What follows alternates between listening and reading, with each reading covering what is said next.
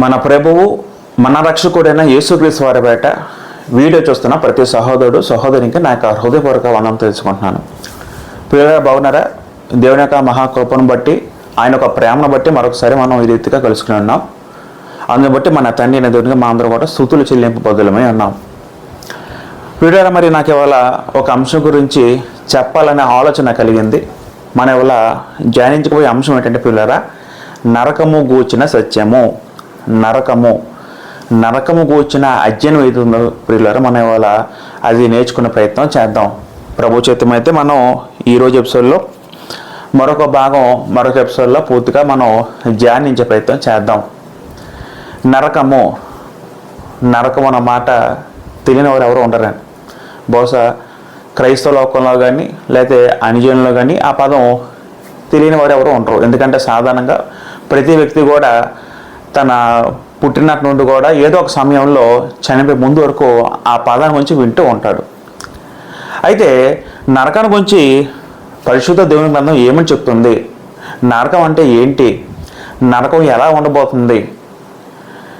అసలు దేవుడు నరకాన్ని ఎందుకు పెట్టాడు? మనం అవన్నీ కూడా బైబిల్ పరంగా అన్నీ మనం ప్రతిదీ పూర్తిగా నేర్చుకునే ప్రయత్నం చేద్దాం.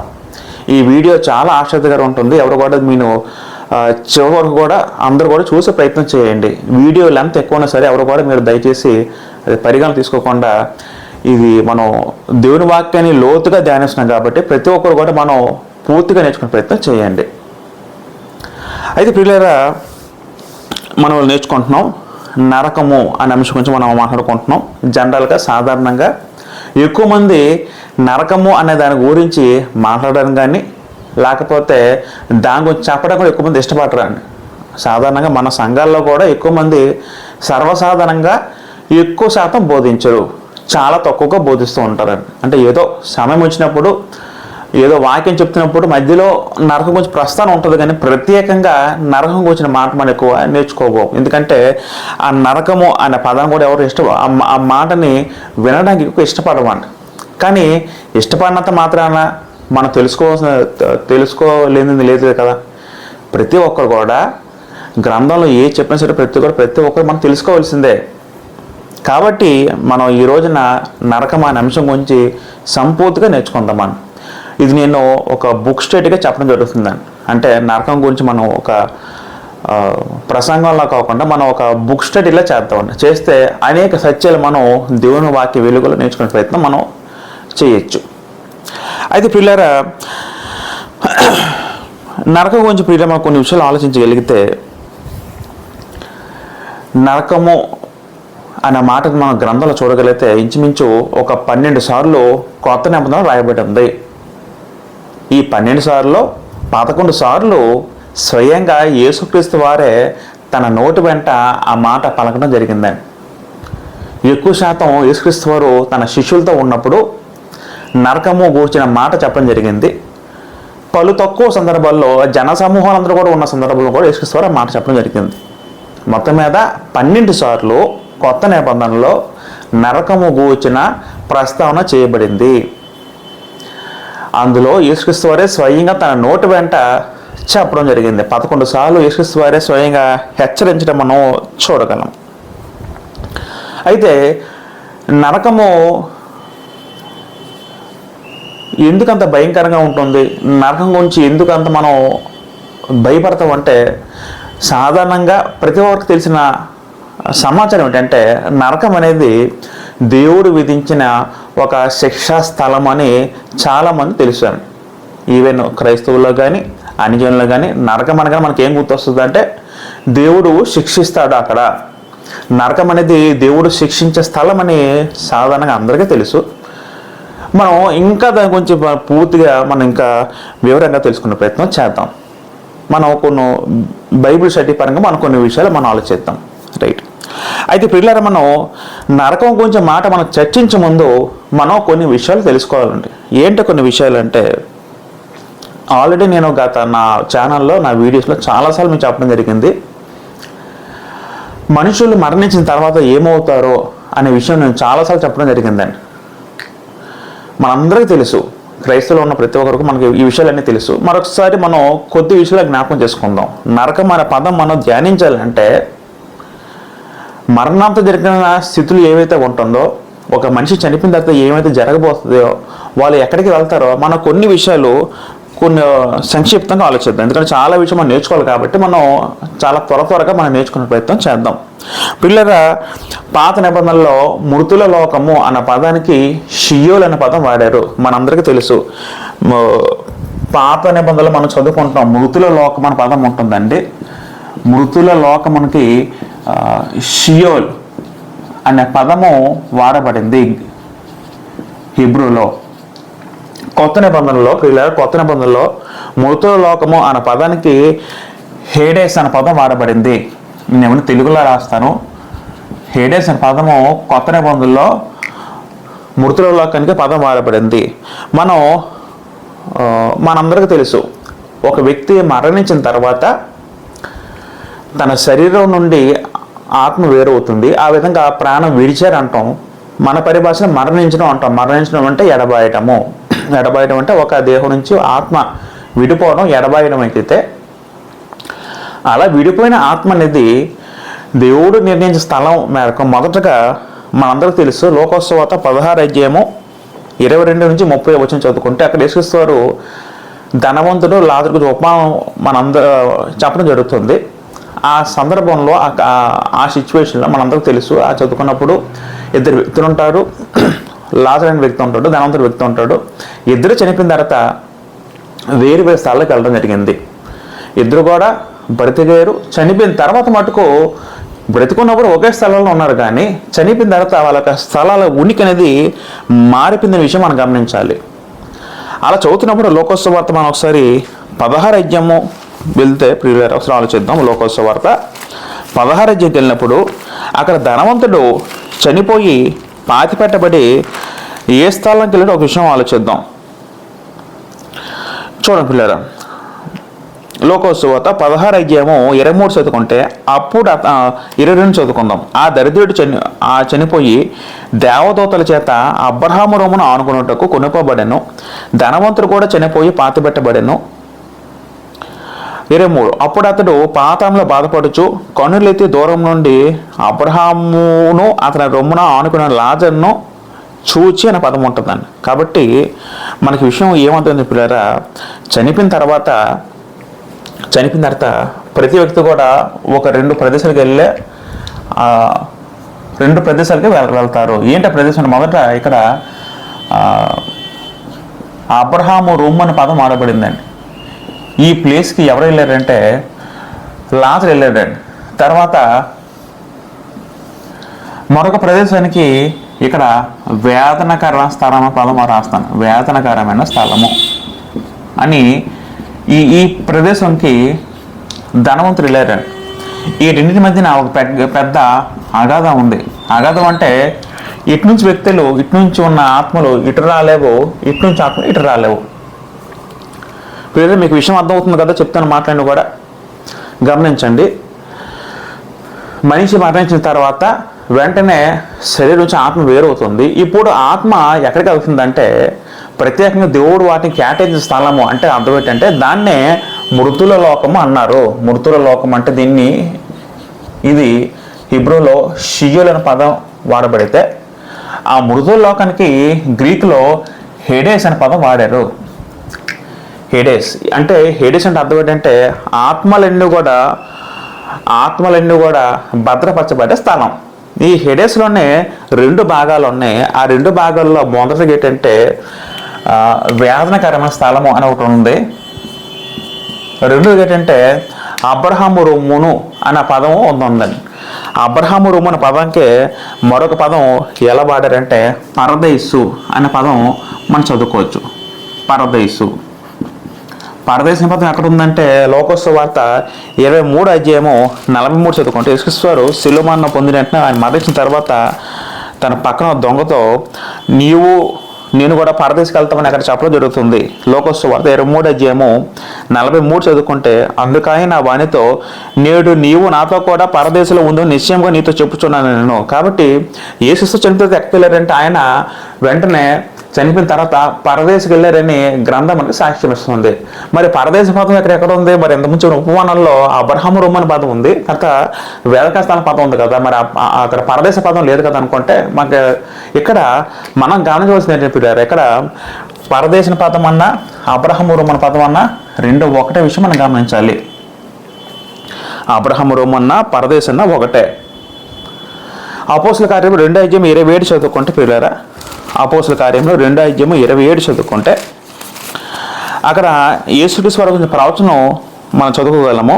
ఆ ప్రవచనంలో భాగంగా కీర్తన నుంచి రాయబడింది ఆ మాటని, నీవు నా ఆత్మను పాతాళంలో విడిచిపెట్టవు, నీ పరిశుద్ధిని కుళ్ళు పట్టనీయవు అని పదం ఉంటుందని. అంటే యేసుక్రీస్తు వారు ఏమంటున్నారంటే తన ప్రవచనం చనిపోయిన తర్వాత నీవు నా ఆత్మను పాతాళంలో విడిచిపెట్టవు. అక్కడ సందర్భంలో పాతాళం అంటే అది మృతుల లోకం అని అర్థం చేసుకోవాలండి. మృతుల లోకం అంటే హెడేస్లో నా ఆత్మను విడిచిపెట్టవని అది ప్రవచనం రాయబడిన యేసుక్రీస్తు వారి గురించి. ఆయన మరణాన్ని జయించాడు కాబట్టి ఏది కూడా ఆయన్ని బంధించి ఉంచలేదు. కాబట్టి పిల్లరా, మనకి అడ్వాన్స్ విషయం ఏంటంటే ప్రతి వ్యక్తి కూడా ఎవరైనా సరే మరణించిన తర్వాత 2 ప్రదేశాలకు వెళ్ళే అవకాశం ఉంది. 2 ప్రదేశాలకు వెళ్ళాలి, అవకాశం కాదు, 2 ప్రదేశాలకు వెళ్ళాలి. ఏంటి ఆ ప్రదేశాలు అంటే, మొదటగా వేదన స్థలము అనే పదం వాడబడింది. దీన్ని టోర్మెంట్ అనే పదం గ్రీకులో వాడబడింది. అంటే టోర్మెంట్ అంటే హింస గురి చేయడం, వేదన అంటే అక్కడ బాధ ఉంటుంది, అక్కడ వేదన ఉంటుంది. మనం చదువుకుంటే లోకసూత్ర 16 అధ్యాయంలో ఈ అగ్నిజ్వాలలో నేను వేదన పడుచున్నానని అక్కడ ధనవంతులు అనడం జరుగుతుందని. అంటే ఇక్కడ ఈ వేదక స్థలంలో అగ్నిజ్వాల ఉన్న విషయం మాకు అర్థమవుతుంది. అగ్నిజ్వాల ఉన్న విషయం మాకు అర్థమవుతుంది. అక్కడ అది సేఫ్టీగా ఉండే ప్రదేశం కాదండి. అగ్నిజ్వాల ఉండే ప్రదేశం ఏదైతే ఉందో అది సాధారణంగా ఉండే ప్రదేశం కాదు, అది శిక్షాస్థలంగా మనం అర్థం చేసుకోవచ్చు. తర్వాత దానికి ఆపోజిట్గా పరదేశన పదం ఉంది, అబ్రహాము రొమ్ము ఉంది. అక్కడికే ఈశ్వరుడు వెళ్ళినట్టు మన గ్రంథం సెలవిస్తుంది. అంతేకాకుండా ఈ ఉపమానంలో లాజరు కూడా అక్కడికే వెళ్ళినట్టు మనం చూడగలం. కాబట్టి మనకి 2 విషయాలు అర్థం అవుతుంది. హేడెస్ అనే పదం విషయం మనకు అర్థమైంది. హేడెస్ అంటే మృతుల లోకము, లేకపోతే పాతాళ లోకము. మనం పిల్లల విషయం గమనిస్తే ఒక 3 విషయం మనకు అర్థం అవ్వాలి. మృతుల లోకమన్నా, పాతాళ లోకమన్నా, పాతాళ లోకం, తర్వాత పాతాళం అన్న ఒకటే, పాతాళం. మృతుల లోకం, పాతాళ లోకం, పాతాళం, ఈ 3 కూడా ఒకే అర్థం ఇస్తుంది. ఇవి మనం ఎక్కడ చదివించినా మనకి ఏం అర్థం అవ్వాలంటే ఇదంతా కూడా ఆత్మలన్నీ కూడా భద్రపరిచే చోటు, లేకపోతే ఆత్మలను కూడా భద్రపరచబడే స్థలం అనే విషయం మనకు అర్థం అవ్వాలి. తర్వాత పిల్లరా, మనం ఇంకా కొన్ని విషయాల గ్రంథాలు చదువుకోగలిగితే 2 పేతురు రాసిన పత్రిక 2వ అధ్యాయము 4వ మాట చదువుకుంటే అక్కడ దేవదూతలు ఒక సందర్భంలో పేతురుగా ప్రస్తావిస్తూ దేవదూతలు కూడా పాపం చేశారు, పాపం చేసినప్పుడు దేవుడు వాడిని విడిచిపెట్టగా, ఆ మాట చదువుకుందాం. 2వ పేతురు రాసిన పత్రిక 2వ అధ్యాయం 4 చదువుకుంటే దేవదూతలు పాపం చేసినప్పుడు దేవుడు వాడిని విడిచిపెట్టగా పాతాళ లోకమందలి అని పదం ఉందండి.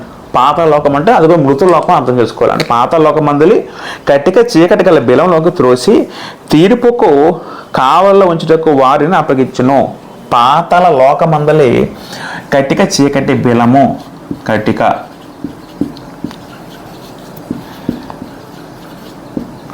కట్టిక చీకటి బిలంలోకి త్రోసి అని పదం ఉంటుందండి.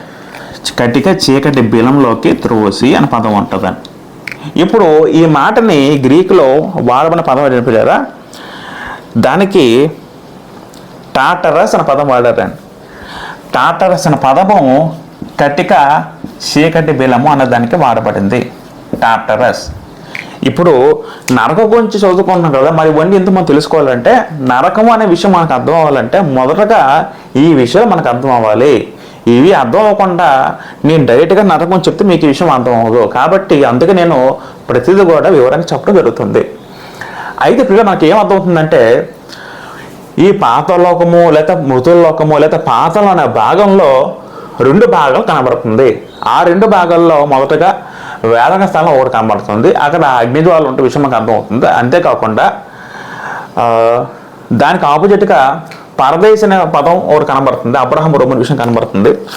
ఇప్పుడు ఈ పాతాళ లోకము అంటే దాంట్లో ఒక భాగము ఉన్నట్టు మరొక విషయం మనకు అర్థమవుతుంది. ఇప్పుడు మనం చదువుకున్నాం కదా 2 Petrus 2:4 చదువుకుంటే, దేవదూతలు పాపము చేసినప్పుడు దేవుడు వారిని విడిచిపెట్టక పాతాళ లోకం అందులో, అంటే అర్థం ఏంటి? పాతాళ లోకం లేదా మృతుల లోకంలో అదొక మళ్ళీ ఒక స్థలంగా కనబడుతుంది. ఏంట స్థలం అంటే అది పాతాళ లోకం మందలి కటిక చీకటి గల బెలము. కటిక చీకటి గల బెలం అంటే అర్థం అంటే దీన్ని గ్రీకులో టాటరస్ పదం వాడారు. అంటే అతి లోతైన చీకటి, అంతులేని లోతు అనే విషయం కూడా మనం అర్థం చేసుకోవచ్చు. కటిక చీకటి బెలం అంటే అది ఒక బంధించి ఉంచే స్థలం అండి. అక్కడ చాలా చీకటి ఉంటుంది, చాలా భయంకరమైన చీకటి ఉంటుంది, అంతులేని చీకటి ఉంటుంది, చెట్ట చీకటి ఉంటుంది. అటువంటి చీకటి ప్రదేశంలో ఇక్కడ పాపము చేసిన దేవతను బంధించి ఉన్నట్టు మనం అర్థం చేసుకుంటాం. కాబట్టి అది పాతాళ లోకంలో ఒక స్థలంగా మనకు విధంగా రాయబడింది. దీన్ని టాటరస్ అన్నారు. ఇదంతా కూడా నేను అంటే ఇక్కడ రాస్తే మీరు గమనించుకోండి. తర్వాత మరొక స్థలం కూడా రాయబడిందండి. ఏంటి ఆ స్థలము? ఇంకా మరొక మాట చదువుకోగలిగితే అగాధము అనే పదం ఒకటి ఉంటుందండి. అగాధము. లోకసు వార్త 8వ అధ్యాయము 31 చదువుకుంటే పిల్లరా, లోకసు వార్త 8వ అధ్యాయము 31 చదువుకుంటే ఒక సందర్భంలో యేసువారు దెయ్యాలను ఆనాడు దెయ్యాలు పడుతూ ఉంటాయి. యేసువారి కాలంలో దెయ్యాలు పడుతూ ఉండేవి మనుషులకి. వాటి వెళ్ళగొడుతున్నప్పుడు ఆ దెయ్యాలు యేసువార్త అంటున్న కొన్ని మాటలు మనం ఆలోచించగలిగితే 31 చదువుకుని పిల్లలు, అక్కడ యేసు నీ పేరేమని వాడిని అడుగుగా చాలా దెయ్యంలో వాడిని చొచ్చుండి కనుక వాడు తన పేరు సేన అని చెప్పి పాతాళంలో పోగొట్టుకు తమకు ఆజ్ఞాపింపవద్దని ఆయనను వేడుకొని పదం ఉంటుందని. ఒక సందర్భంలో దెయ్యాలు వెలగొడుతున్నప్పుడు సేన అని చెప్పి ఆ సేన దెయ్యం ఏమంటున్నాడు యేసువార్త అంటే, మమ్మల్ని అక్కడ పంపొద్దు అంటున్నాడు. ఎక్కడ పంపొద్దు? పాతాళంలో పోవడానికి మాకు పంపొద్దు అని, మాకు ఆజ్ఞాపింపవద్దని వేడుకుంటున్నాయి యేసువారిని. తెలుగులో రాయబడిన పాతాళ పదం ఏదవుతుంది క్లియరా, అది గ్రీకులో మనం చదువుకోగలిగితే గ్రీకులోని దానికి అబిస్ అనే పదం వాడారు. అబిస్ అనే పదం వాడారు. అబిస్ అంటే అర్థం అంటే ఇక్కడ చూడండి, ఇక్కడ కూడా పాతాళం అనువదించారు, కానీ దీన్ని మరొక మిగతా వచ్చిన మనం చదువుకోగలిగితే ఆ అబిస్ అనే పదము ఒక 8 సార్లు రాయబడితే గ్రంథంలో. మీ వీలైతే ఆ మాట ఆలోచించండి. గ్రీకు పదము అబిస్ అనే పదం వాడబడింది. ఆ పదాలు అగాధ పదంతో మరొక చోట రాయబడి ప్రకటన గ్రంథంలో కూడా ఇంచుమించు పదాలు 6-7 సార్లు కనబడుతుంది. అక్కడ అగాధమని అనువదించారు. కాబట్టి ఇక్కడ మరొక విషయం కూడా కనబడుతుంది. ఏంటంటే అగాధము మమ్మల్ని పంపొద్దని దెయ్యాలని వేడుకుంటున్నాయి. దెయ్యాలంటే అర్థం ఏంటి? దెయ్యాలంటే అది అపవిత్రాత్మలు మనం చదువుకుంటాం. తర్వాత దురాత్మలు,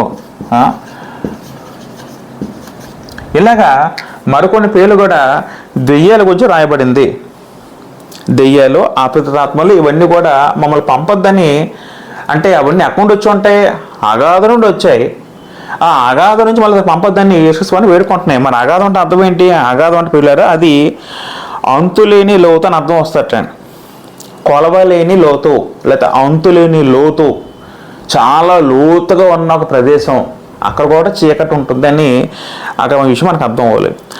యోధా పత్రిక 6వ వచనం చదువుకుంటే, యోధా పత్రిక 6వ వచనం చదువుకుంటే అక్కడ మరొక మాట కూడా ఇదే విధంగా రాయబడింది. మరియు తమ ప్రధానత నిలుపుకొనక తమ నివాస స్థలమును విడిచిన దేవదూతలను మహాదినమున జరుగు తీర్పు వరకు కటిక చీకటిలో నిత్య పాశములతో ఆయన బంధించి భద్రము చేశాను. అక్కడ కూడా నిత్య పాశములతో బంధించి భద్రం చేశారని అక్కడ ఒక సందర్భంలో దేవదూతలు రాయబడిన మాటలో అక్కడ కూడా ఉంటుందండి. కటిక చీకటిలో నిత్య పాశము, కటిక చీకటి చాలా భయంకరమైన చీకటి. నిత్య పాశం అంటే గూలుతో ఒక గొలుసులతో బంధించినట్టు. అంటే గొలుసులు అంటే మనకు అర్థం అవ్వాలి విషయం, మనకి ఆత్మ సంబంధానికి మనకు అర్థం అవ్వాలి, అది ఇంకా ఎక్కడ కూడా వెళ్ళలేని స్థితిలో ఉన్నట్టు అంత విషయం అర్థం చేసుకోవాలి. కాబట్టి ప్రియగా మనకి ఏమర్థమైంది అంటే, చనిపోయిన తర్వాత ఆత్మను వెళ్ళే 2 స్థలాలు ఉన్నాయి. పరదేశు అబ్రహము రొమ్ము అనుకుంటే మరొక స్థలము వేదక స్థలం ఉన్న గ్రంథం చెప్పింది ధనవంతుల రాజు సందర్భంలో. అంతేకాకుండా మరొక ఈ మిగతా వచనాల్లో ఈ పాత లోకలు మరొక పాట విషయం మనకు అర్థమైంది. ఏంటంటే అది కటిక చీకటి బిరువు విషయం మనకు అర్థమైంది. ఇక్కడ పాపం చేసిన దేవదూతల విషయం మనకు అర్థమైంది.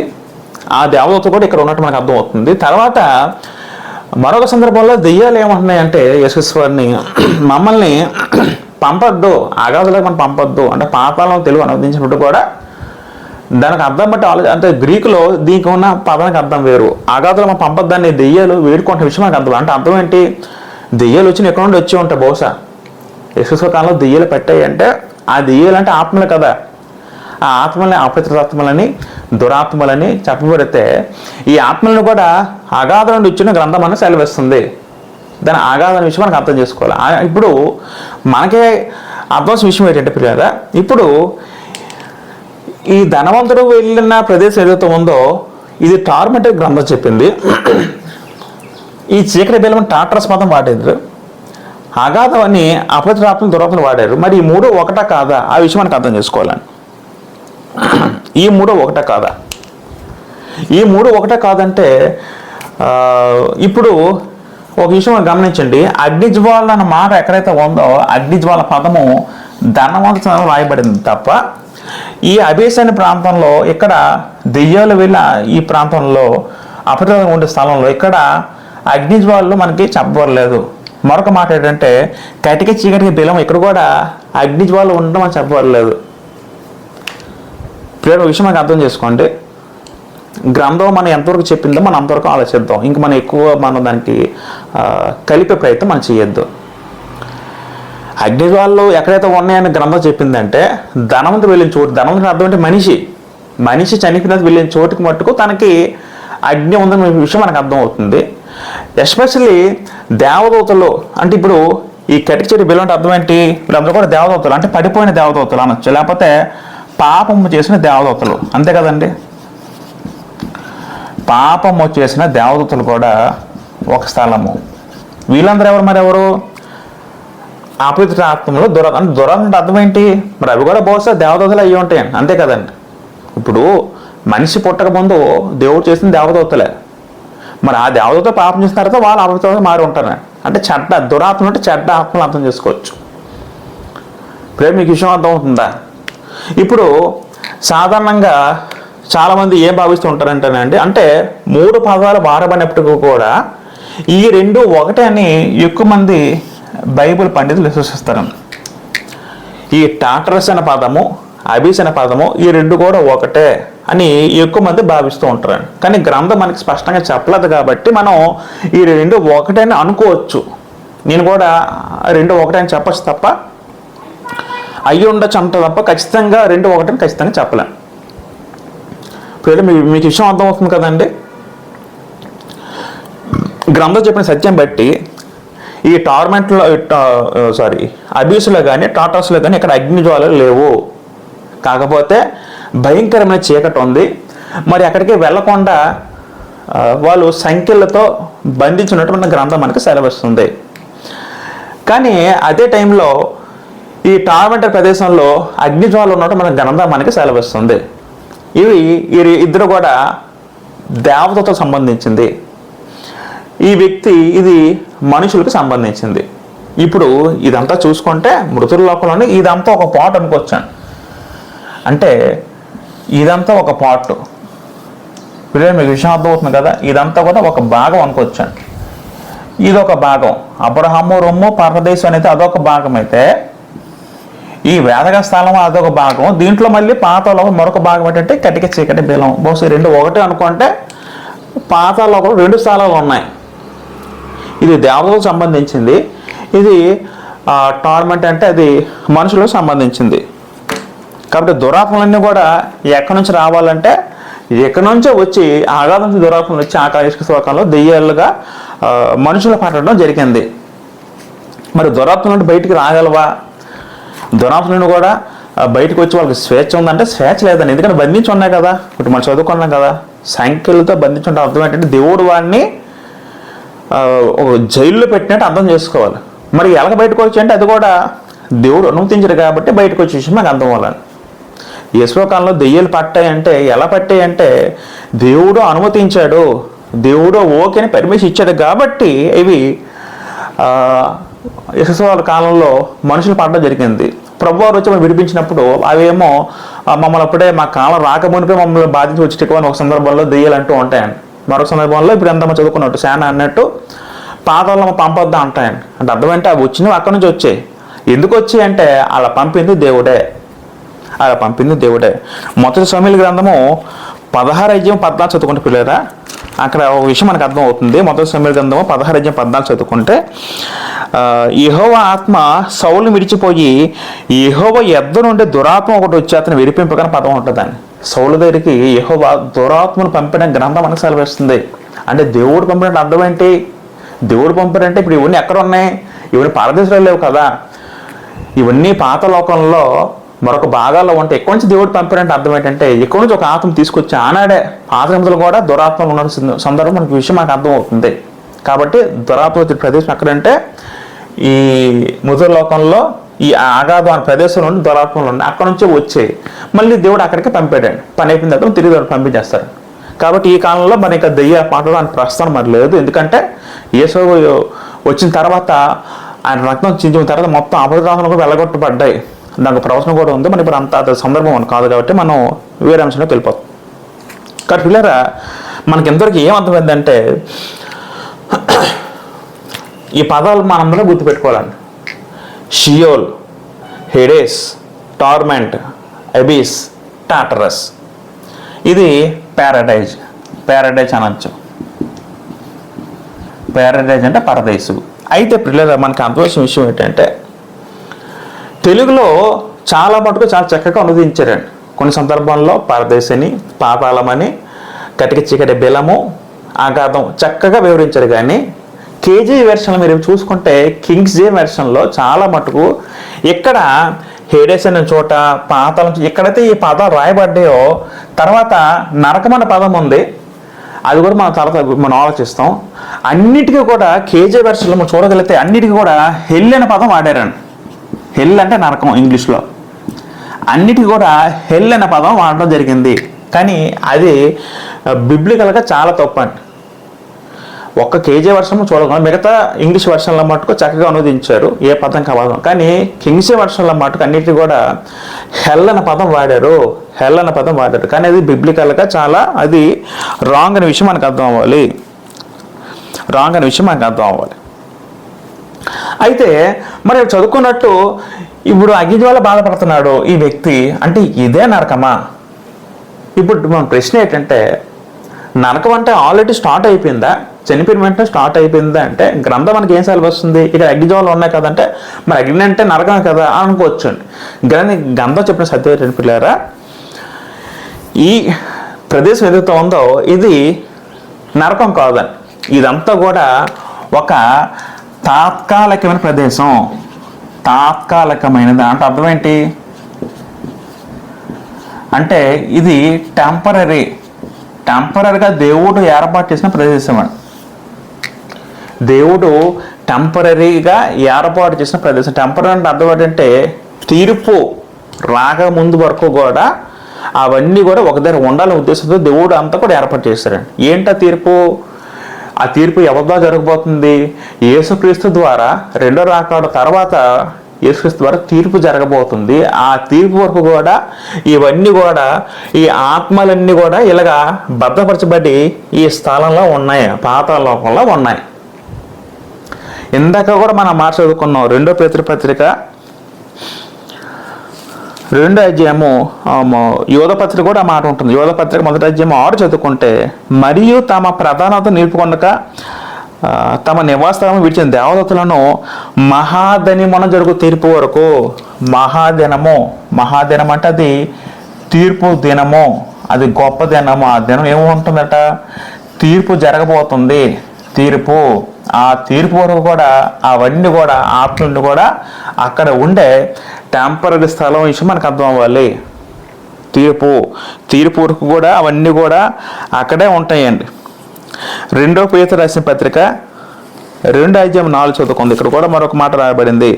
2 పేతురు పత్రిక 2:4 చదువుకుంటే అక్కడ మనం కిందకు వస్తే కటిక చీకటికి బిలంలోకి త్రోసి తీర్పుకు కావాలి ఉంచుటకు, తీర్పుకు అంటే తీర్పు ముందు వరకు కూడా అవన్నీ కూడా భద్రపరచబడి ఉన్నాయని దేవతలను ఉద్దేశించి రాయబడి ఉన్నాయి.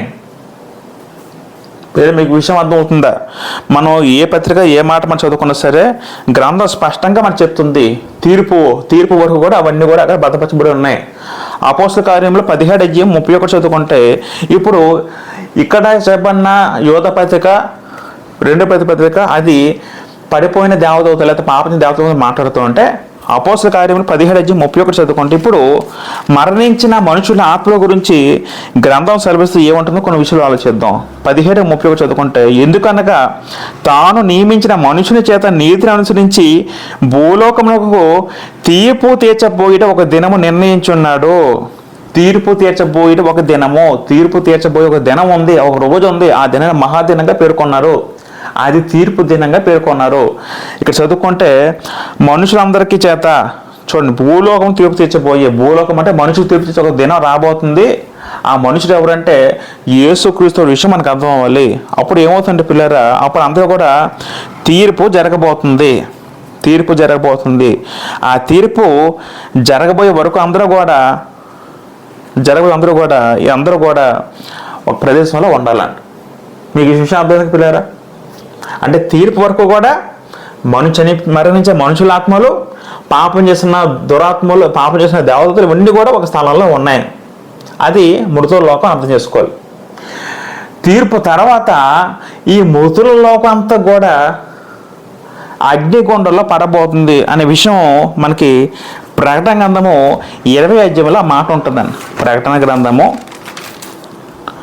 20వ అధ్యాయం చదువుకుంటే పిల్లరా, ప్రకటన గ్రంథము 20వ అధ్యాయము 13 చదువుకుంటే, ప్రకటన 20:13 చదువుకుంటే సముద్రము తనలో ఉన్న మృతులను అప్పగించెను, మరణమును పాతాళ లోకమును. చూస్తారా, పాతాళ లోకం అంటే ఇది. పాతాళ లోకం అన్న పాతాళమన్నా మృతుల లోకం అంటే ఒకటే. ఇది పాతాళ లోకము. ఓకేనా? ఇప్పుడు పాతాళ లోకం అంటే ఇవన్నీ వస్తుందండి. ఇదంతా కలిపి పాతాళ లోకమే. ఇదంతా కలిపి కూడా పాతాళ లోకం అనండి. కాబట్టి ఎప్పుడు జరుగుతుందంటే ఇది ఎప్పుడు జరుగుతుంది చూడండి. మనం 12 చదువుకుంటే మరి గొప్పవారేమి కొద్దివారేమి మృతులైన వారందరూ, చనిపోయిన వారందరూ సింహాసనం అంటే దేవుని సింహాసనం ఎదుట, ఆ సింహాసనం అక్కడ యేసు కూర్చుని ఉంటే ఆ సింహాసనం ఎదుట నిలువబడి చూచితిని అంటాడు యోహాను. అప్పుడు గ్రంథములు ఇవ్వబడెను, అప్పుడు జీవగ్రంథం 2 గ్రంథం ఇవ్వబడెను. ఆ గ్రంథములు ఎందుకు రాయబడిన వాటి బట్టి తమ క్రియలు చొప్పున మృతులు తీర్పు పొందిరి. ఆ తీర్పు పొందినప్పుడు అప్పుడు సముద్రంలో ఉన్న తన మృతులు అప్పగించును అని పదం ఉంటుంది. పాతాళలోకం కూడా అప్పగించిన పదం ఉంటుంది. తర్వాత తీర్పు తర్వాత వాళ్ళ యొక్క క్రియలు బట్టి తీర్పు పొందుతారు.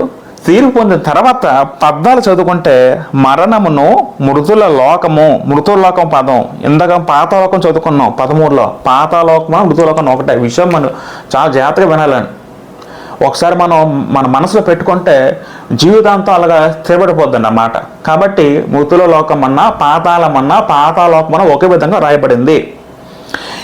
14 చదువుకుంటే మరణమును మృతుల లోకమును అగ్నిగుండములో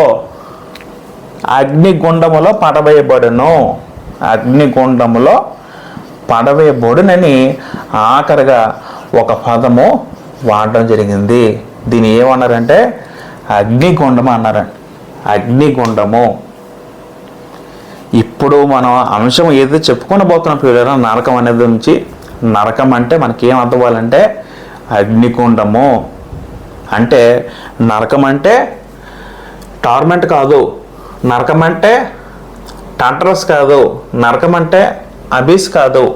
నరకం అంటే వీటన్నిటికీ మించిన మరొక భయంకరమైన స్థలం అది ఏమి ఉంటుందంటే అది నరకము. అది అగ్నిగుండంగా పేర్కొనబడింది. ఇప్పుడు నరకాన్ని ఉద్దేశించి గ్రంథంలో ఏ పదం వాడబడిందో మనం కొద్ది విషయాలు ఆలోచిద్దాం. నరకము అనే పదానికి, నరకం గురించి గ్రంథంలో రాసిన పదం ఏదైతే ఉంటుంది దాన్ని గెహన్నా అనే పదం వాడారండి. ఇప్పుడు ఇది నేను కొంచెం రాస్తాను. కాబట్టి నరకం అనే దానికి గెహెన్నా అనే పదం వాడారండి. మనం ఎంతకు ఆలోచించినట్టు కొత్త నిబంధనలో ఆ పదం 12 సార్లు కనబడుతుంది. 12 సార్లు కనబడితే యేసువారే స్వయంగా 11 సార్లు తన నోటి వెంట ఉచ్చరించినట్టు మనం చదువుకోగలం గ్రంథాల్లో. నరకం ప్రత్యేకించి రాయబడిన పదము గెహెన్నా. మన ఇంగ్లీష్లో చూసుకుంటే ఇంగ్లీష్ కేజీ వెర్షన్లో మనం ఎంత చదువుకున్నట్టు ఇంగ్లీష్ కేజీ వెర్షన్ వాడు గెహెన్నా అన్న నరకం పదానికి హెల్ అనే పదం వాడాడు. ప్లస్ టార్మెంట్ వీటన్నిటి కూడా హెల్ అనే పదం వాడారు. కాబట్టి అది బిబ్లికల్గా తప్పు. అక్కడ మనం సవరించుకోవాలి. ఎవరైతే కేజీ వెర్షన్ ఫాలో అవుతారో ఆ విషయం గమనించుకోవాలి. తెలుగులో కొంచెం స్పష్టంగా రాశారు, చిన్న మైనర్ మిస్టేక్స్ ఉన్నాయి.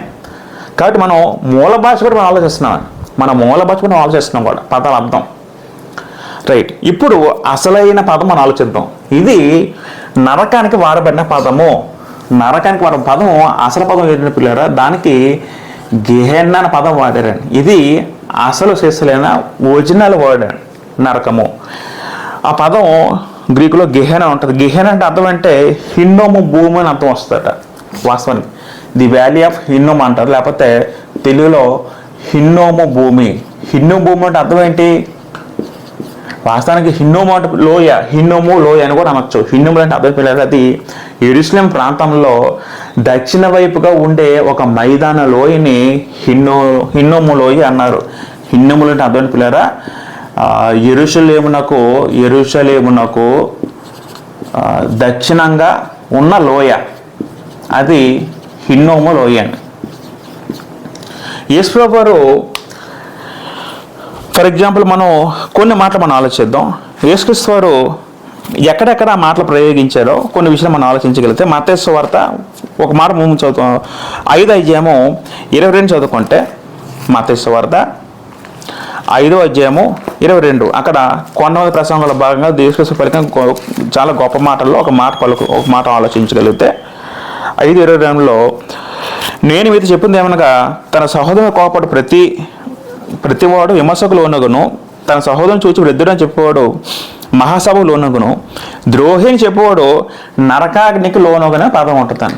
నరకాగ్ని, హెల్ ఆఫ్ ఫైర్, నరకాగ్ని. అక్కడ నరకాన్ని అగ్నితో తెలిపి చెప్పడం జరిగింది. నరకాగ్ని పదం అక్కడ ఉంటుంది. మత్తయి సువార్త 5:29 చదువుకుంటే వ్యభిచారం గురించి ప్రభువు చెప్తూ మోహం మాట్లాడుతూ నీ కుడికని నేను అభ్యంతరపరిచిన ఎడల దాని పెరిగిన ఎద్దును పారవేయము, నీ దేహం అంతే నరకంలో పడవేయబోట పదం ఉంటుంది. నీ దేహం అంతే నరకంలో పడవేయబోట కంటే అక్కడ స్పష్టంగా ప్రభువు చెప్పారండి. అంటే నరకం పదం తెలుగులో చక్కగా అనువదించారు. కాబట్టి ఎక్కడ చెప్పండి నరకం అనే పదానికి గెహెనా అనే పదం వాడారు. అసలు గెహెనా అంటే అర్థం అంటే సాధారణంగా హిన్నోము భూమి, ఏదైతే హిన్నోము లోయ అని అర్థం వస్తుంది. ఈ హిన్నోము అంటే ఎక్కడ ఉందంటే ఇది యెరూషలేం ప్రాంతానికి దక్షిణంగా ఉందని. ఎందుకు ప్రభు ఆ పదం వాడారు? ఆ పదంకి అర్థం ఏంటి? మనకు ఇంకా ఆలోచిద్దాం, కొన్ని విషయాలు ఆలోచించగలిగితే. మరి ఆ హిన్నోములో దానికి ప్రత్యేకత ఏంటి? అక్కడ ఒక విషయం మనం ఆలోచించగలిగితే ఈ హిన్నోము లోయలో అక్కడ తోపేతు అనే పదం ఉంటుంది. మన పాఠం చదువుకున్నప్పుడు హిన్నోము లోయ, తోపేతు అనే పదం మనం కొన్ని పదాలు చదువుకుంటాం. ఇప్పుడు మనం ప్రధానంగా ఏంటంటే ఆ హిన్నోము లోయ ఆ ప్రాంతంలో పూర్వం కనానీయులు, అమ్మోనీయులు వాళ్ళు ఆరాధించే వాళ్ళ దేవుడు ఎవరు ఉన్నాడండి. ఎవరా దేవుడు అంటే మోలేకు దేవత. మోలేకు అనే దేవత అక్కడ విగ్రహారాధన జరిగేది. అది భయంకర విగ్రహారాధన. ఆ మోలేకు దేవతకి ఆ విగ్రహం ఎలాగ ఉంటుంది అంటేనండి, అది ఒక సూర్యదేవుడిని వాళ్ళు భావిస్తూ ఉంటారు. మొహం అంతా ఎద్దు మొహంలో ఉంటుంది, ఎద్దు ఆకారంలో మొహం ఉండి బాడీ అంతా మనిషి ఆకారంలో ఉంటుంది. ఒక పెద్ద విగ్రహం చేస్తారు. ఆ విగ్రహాన్ని ఎదుట బలులు అర్పించేవారు. ఎలాంటి బలులు అంటే పసిపిల్లల్ని బలి ఇచ్చేవారటండి. మోలేకు పసిపిల్లల్ని బలి ఇచ్చేవారటండి. అది పూర్వకాలంలో చాలా భయంకరమైన జరిగిన ఒక నరబోలు జరిగిన ఒక భయంకరమైన ప్రదేశము. అది ఎక్కడంటే హిన్నోము లోయలో జరిగింది. పేరు విషయం మీకు అర్థమవుతుందా? హిన్నోము లోయ అంటే అర్థం ఏంటంటే హిన్నోము లోయ ప్రాంతంలో పూర్వంలో కనానీయులు వాళ్ళు ఆరాధించే మౌలిక దేవతకి బలులు అర్పించేవారు. ఎవరినంటే పసిపిల్లని బలి అర్పించేవారు. అది కూడా ఎలా అర్పించేవారు అంటే పిల్లరా, అక్కడ 3 రకాలుగా చంపేవారండి పిల్లల్ని. చెప్తే మీరు కొంచెం భయపడచ్చేమో. కొంత పిల్లల్ని సాధారణంగా స్వయంగా పిల్లల్ని తీసుకొచ్చి అక్కడ బలిపీఠం ఉంటుంది, ఆ దేవతకు అర్పించి బలిపీఠం, ఆ బలిపీఠం స్థలాన్ని తోఫెత్ అంటారు. తోఫెత్ పదం గుర్తుపెట్టుకోండి.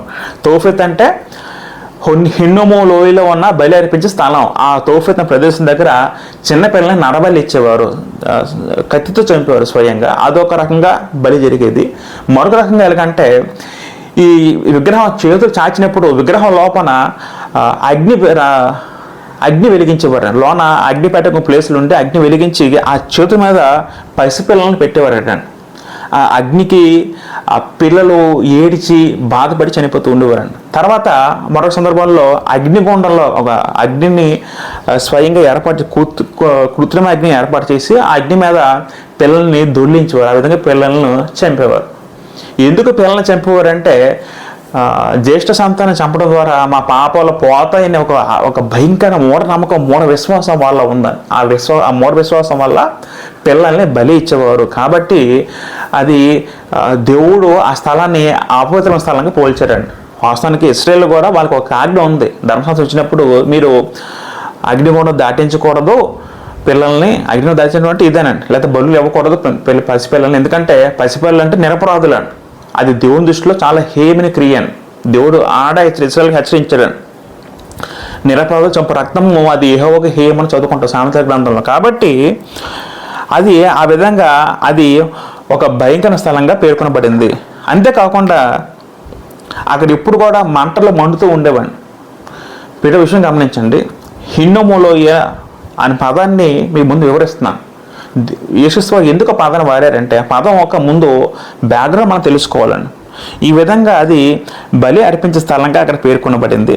తర్వాత యోషియా రాజు వచ్చి ఆ స్థలాన్ని అపవిత్రం చేశాడండి.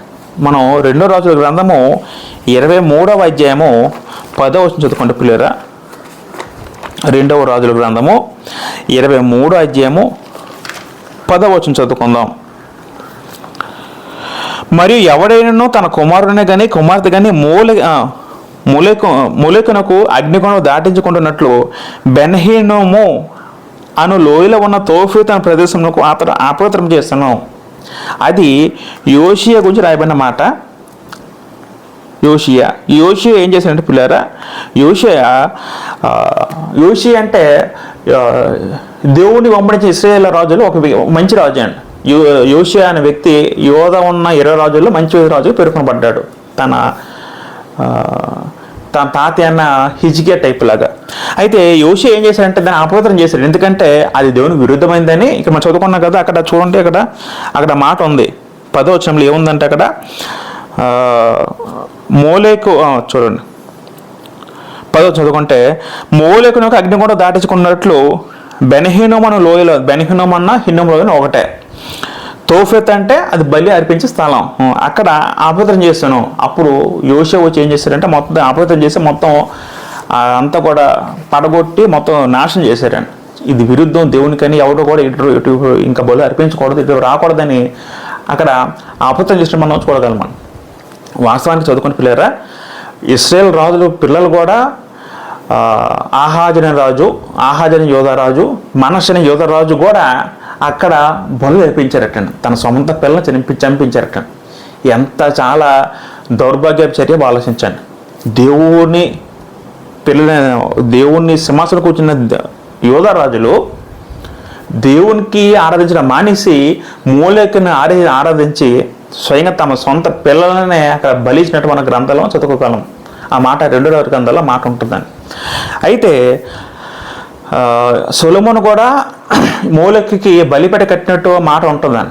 సొలొమోను మొదట స్టార్ట్ చేస్తే తర్వాత యోధరాజు స్టార్ట్ చేస్తారు. తర్వాత యోధ ప్రజలు కూడా వాడు వెంబడించి వాళ్ళ ప్రకారం స్టార్ట్ చేస్తారు. కాబట్టి దేవుడు దాన్ని అపవిత్ర స్థలంగా ఎంచారండి. ఇరిమియా గ్రంథము 7వ అధ్యాయము 31 నుంచి 33 చదువుకోండి పిల్లరా. ఇరిమియా గ్రంథము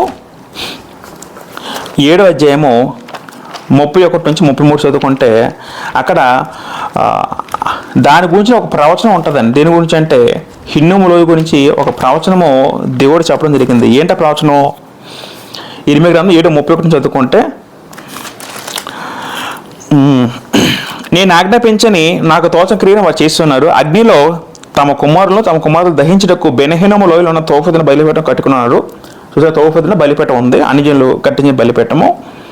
కాలము సమీపించింది, 32 కాలం సమీపించినది. అప్పుడు అది తోఫెత్ అనియో బెన్హినము లోయ అనియో అనబడక వదలోయ అనబడును. వదలోయ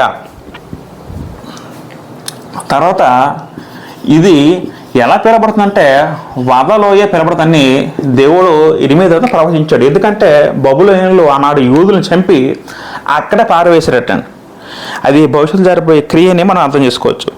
పాతిపెట్టుకు స్థలం లేకపోయే వరకు తోపెతులో శవములు పాతిపెట్టబడను. ఇది యెహోవా వాక్కు. ఈ జనుల శవములు ఆకాశ పక్షులకును భూజంతువులకును ఆహారమగును, వాటిని తోలివేయవాడు లేకపోవును. తర్వాత ఇది ఎలా పేర్కొనబడిందో దేవుడు దాన్ని ఆశయించుకొని బబులోనును ఆక్రమించిన తర్వాత యూదా రాజ్యాన్ని యూదులను చంపి ఆ చంపిన శవాలన్నీ కూడా ఎక్కడే వేశాడు. ఎక్కడ వేసాడు? ఈ హిన్నోము లోయలో వేశాడట. ఇది వదలోయగా పిలబడింది. వదలోయ అంటే అక్కడ వధించు వారి యొక్క శవాలను వేసే లోయగా పిలబడింది. ఇంకా మనం చదువుకుంటే ఇర్మియా గ్రంథము 19:6 చదువుకుంటే, ఇర్మియా గ్రంథము 19:6 చదువుకుంటే అక్కడ ఇందుని బట్టి యెహోవా సెలవిచ్చు మాట ఏదనగా, రాబో స్థలము దినములలో ఈ స్థలము హత్యలోయ అనబడును కానీ తోఫెతు అనేనను బెన్హినము లోయనను పేరు వాడబడదు. తర్వాత మరొక పాఠం ఇవ్వండి, హత్యలోయ అనే పదం వాడారండి. హత్యలోయ అంటే దేవుడు ఎంతగా ఆశ్రయించుకున్నటువంటి ప్రదేశాన్ని త్వరలో ఇంకా దారుణాలు హత్యలు జరగబోతాయి. యూదులే అన్య రాజుల చేత చంపబడి వాళ్ళ శవాలు అక్కడ కుక్కల చేత శవాలు ఎలా ఉంటాయి రోడ్డు మీద, అటువంటి శవాలు కలబడులు అక్కడ ఉంటాయని దేవుడు అక్కడ శపించడం జరిగిందని. పిల్లగా మనకేమర్థమవుతుందంటే, పూర్వము మోలెకు అన్న విగ్రహం ఆరాధించిన సమయంలో అక్కడ అగ్ని ఉండేది, ఎప్పుడు కూడా బలు జరుగుతూ ఉండేవి. తర్వాత యోషువ వచ్చిన తర్వాత ఏమో దాన్ని ఆపరేషన్ చేసి మొత్తం దాన్ని ఆఫ్ చేశాడు. తర్వాత మళ్ళీ యోషువ చనిపోయిన తర్వాత మళ్ళీ మామూలు యథావిధి మళ్ళీ అక్కడ బలు జరుగుతూ ఉంటే, తర్వాత దేవుడు విసిగిపోయి ఇరి మీద ప్రవచించిన తర్వాత ఏం చేశారంటే, మీ అందరూ ఎక్కడైతే బలులు అర్పించారో, ఎక్కడైతే నాకు విరుద్ధంగా నా కోపం పుట్టించారో, చిన్నపిల్లల్ని నిరపదం చంపి అక్కడ మీరందరూ కూడా చేస్తారో, కుక్క చావు చేస్తారో, మీ ఆఖరికి మీ శవాలు పక్షులు తింటే ఒక కుక్క శవంగా మీరందరూ ఉంటారు. దేవుడు శపించారండి. దేవుడు ఆశ్రయించుకుని కోపం శపించి తర్వాత అది బదలోయ హత్యలోకి పిల్లబడిందని. అప్పటి నుంచి ప్రదేశం ఎలా ఉంటుంది పిల్లలు అసలు ఊహించుకోండి. అప్పటి నుంచి కూడా ప్రదేశం ఎలా ఉంటుందంటే ఎప్పుడు కూడా అగ్ని మండుతూ ఉంటుందటండి అక్కడ. అంటే అగ్ని మండుతూ ఉండమంటే అప్పుడు పూర్వకాలంలో అగ్ని ఎప్పుడు మండుతూ ఉండేది చిన్నపిల్లలు బలి ఇవ్వడం ద్వారా. అది అయిపోయిన తర్వాత ఆ ప్రదేశం ఎలా వాడారంటే యోధ ఆక్రమించుకున్న బొబ్బులను కానీ మిగతా అందరూ కూడా ఎవరైనా చంపిన తర్వాత చనిపోయిన వాళ్ళ శరీరం కూడా అక్కడ పడిసేవారట. అక్కడ ఎప్పుడు మండుతూ అగ్ని ఆ లోయ ఎలాగుంటుంది పిల్లలు ఎప్పుడు కూడా ఆ లోయ చూడండి. ఇది మైదానం ప్రాంతం అనుకుంటే, ఇదంతా కూడా ప్రాంతం అనుకుంటే ఇక్కడ శవాలు అన్నీ ఉంటాయి. ఎప్పుడు కూడా ఇక్కడ ఎప్పుడు కూడా కాలుస్తూ ఉంటారని చనిపోయిన శవాలు, లేకపోతే నేరస్తుల శవాలు, ఖైదీల శవాలు కూడా ఇక్కడ వేసి ఎక్కడ తగలబెట్టేవారు. కాబట్టి ఎక్కడి నుంచి ఎప్పుడు కూడా మంట అగ్ని ఎప్పుడు వస్తూ ఉంటుందట. ఇది హిన్నోము లోయ అనుకుంటే, ఈ హిన్నోము లోయలో ఎప్పుడు కూడా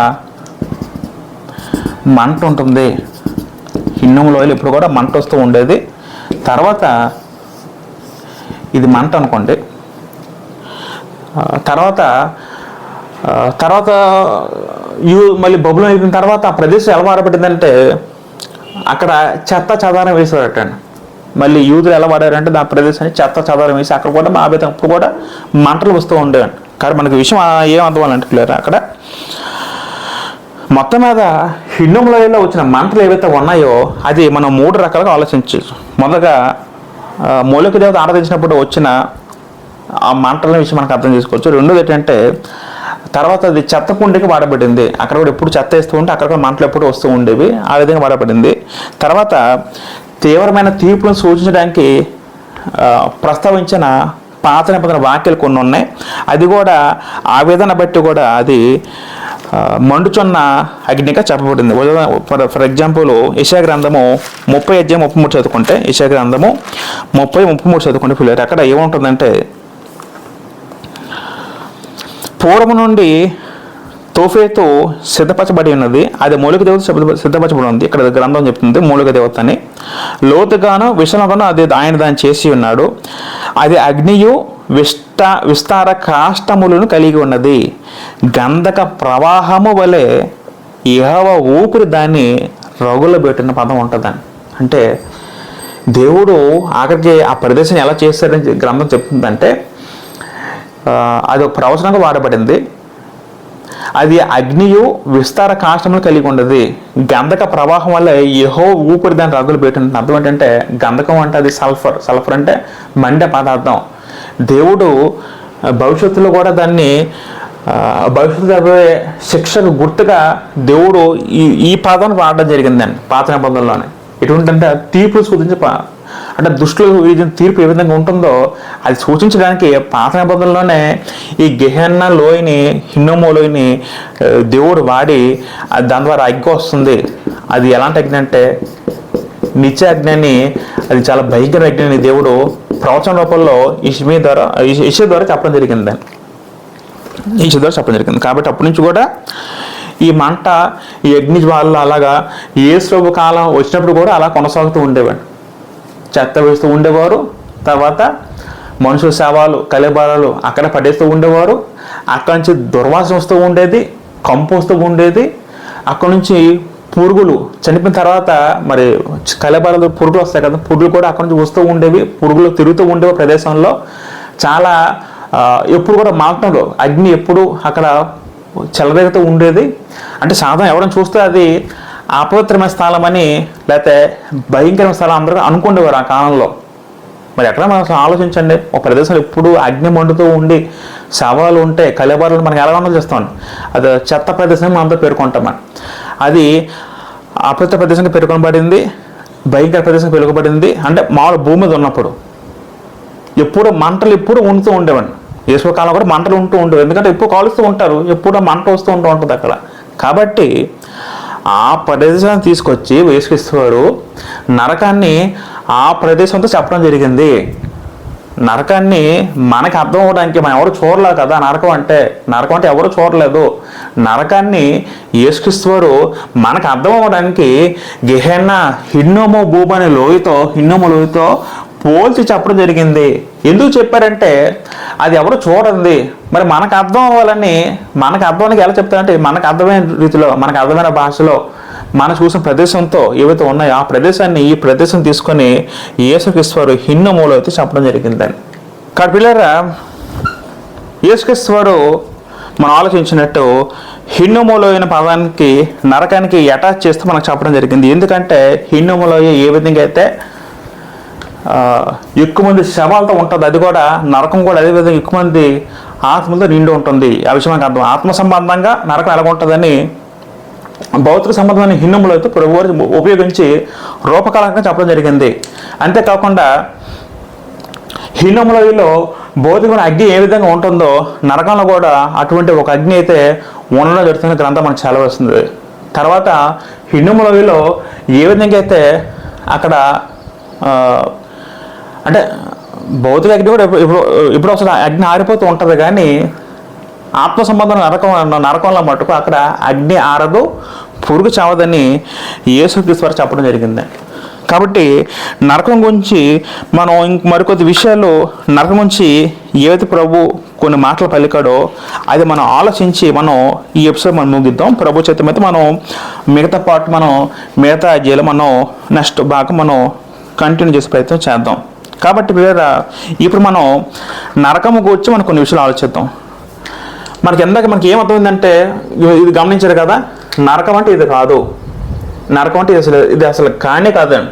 మరి అగ్నిజ్వాలలు ఉన్నాయి కదా అంటే అగ్నిజ్వాలలు ఉన్నాయి, అక్కడ కూడా బాధ ఉంది, వేదన ఉంది, కానీ అంతకు మించి ఉంటుంది నరకం. ఆ విషయం అర్థం చేసుకోవాలి. అంతకు మించి ఇక్కడ ఏదైతే ఉందో ఆ బాధని మించి నరకం ఉంటుంది విషయం ప్రతి ఒక్కరు కూడా జ్ఞాపకం చేసుకునే విషయం మనకు అర్థం అవ్వాలి. రైట్, ప్రియగా నేను ఇక్కడ రాస్తాను. నరకం గురించి ప్రభువారు ఏం చెప్పారు, మరొక ఇంకొన్ని విషయాలు మనం ఇంకా ఆలోచించి మనం ఈ ఎపిసోడ్ మనం ముగించే ప్రయత్నం చేద్దాం. కాబట్టి నరకం అంటే నరకాగ్ని. ప్రభువారు మరికొన్ని సందర్భంలో నరకాగ్ని అని పదం వాడారు. నరకంతో నరకాగ్ని అని పదం వాడారు. నరకాగ్నితో పదం వాడారు. మనం చూడండి, మత్తయి సువార్త 10వ అధ్యాయము 20 చదువుకుంటే అక్కడ యేసువారు అన్న ఒక మాట ఆలోచిద్దాం. మత్తయి సువార్త 10వ అధ్యాయం 20 చదువుకుంటే, మత్తయి సువార్త 10వ అధ్యాయం 28, మరియు ఆత్మను చంపనేరక దేహమునే చంపవరకు భయపడకూడదు కానీ ఆత్మను దేహమును కూడా నరకములో నశింపజేయగలవానికి మిక్కిలి భయపడ్డ నిశ్చయం చెప్పడం జరుగుతుంది. కాబట్టి ఆత్మను చంపనేరక అంటే మనుషులు చంపగలిగే దేహాన్ని తప్ప ఆత్మను కాదు. కానీ ఆత్మను దేహం నరకంలో నశింపజేయని పదం ఉంటుంది. నరకంలో ఏముంటుంది? నరకంలో నశింపజేయబడుతుంది. ఏమి నశింపజేయబడుతుంది? ఆత్మ మరియు దేహము.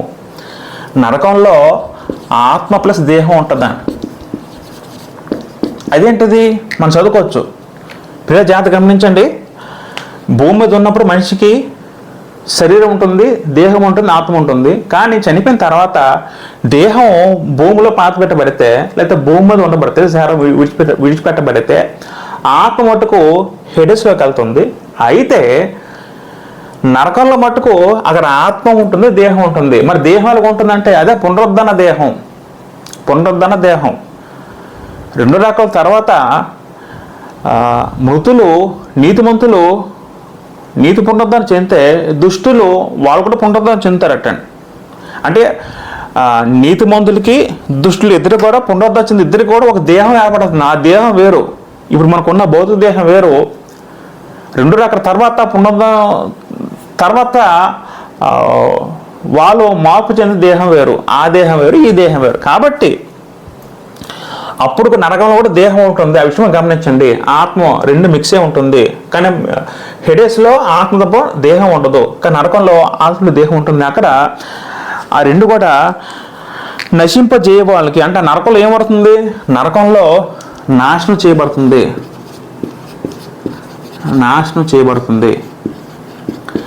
అంటే అర్థం ఏంటి? ప్రభువు చెప్పిన నరకంలో ఏముంటుంది? నరకంలో నాశనం అంటే అది సర్వనాశనం కాదండి. నాశనం అంటే రెండు రకాల అర్థం వస్తుంది.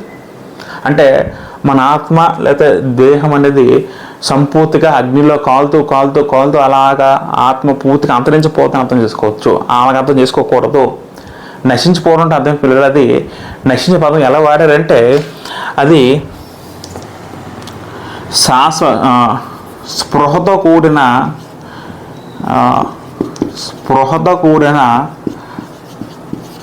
శాశ్వత శిక్ష అనే విషయం మనకు అర్థం అవ్వాలండి.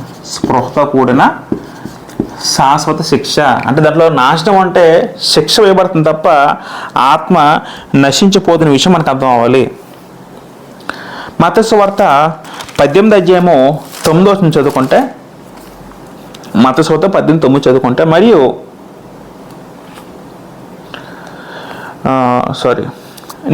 నీ కన్ను నేను అభ్యంతరపరిచిన ఎడల దాని పెరిగి నీ ఎత్తున పారవేయము. రెండు కన్నులు కలిగి అగ్నిగల నరకమ్మ పదం వాడారు. ఎక్కడ కూడా అగ్నిగల అంటే నరకంలో అగ్ని ఉంటుందండి. నరకంలో ప్రధానంగా అగ్ని ఉంటుంది. విషయం గమనించాలి. నరకంలో అగ్ని ఉంటుంది, అగ్ని జ్వాలలు ఉంటాయి. టార్మెంట్లో కూడా అగ్ని జ్వాలలు ఉన్నాయి. అదేవిధంగా నరకంలో కూడా అగ్ని ఉంటుంది. విషయం మనకు అర్థం అవ్వాలి. అగ్నిగల నరకం అనేది అక్కడ ప్రభువు చెప్పడం జరిగింది. మత్తయి సువార్త 23వ అధ్యాయం 33 చదువుకుంటే ఇవన్నీ కూడా యేసుక్రీస్తు వారు స్వయంగా నోటి వెంట పలికిన మాట్లాడండి. ఇవన్నీ కూడా మత్తయి సువార్త 23వ అధ్యాయము 33 వచ్చిన చదువుకుంటే పిల్లలు అక్కడ కూడా ఓ మాట ఉంటుంది. సర్పములారా, సర్ప సంతానమా, నరక శిక్షను మీరు ఎలాగ తప్పించుకుందో పదం వాడారు. నరకాన్ని ప్రభువారు శిక్షతో పోల్చారండి. శిక్ష అంటే నరకం అంటే శిక్షించబడే స్థలం.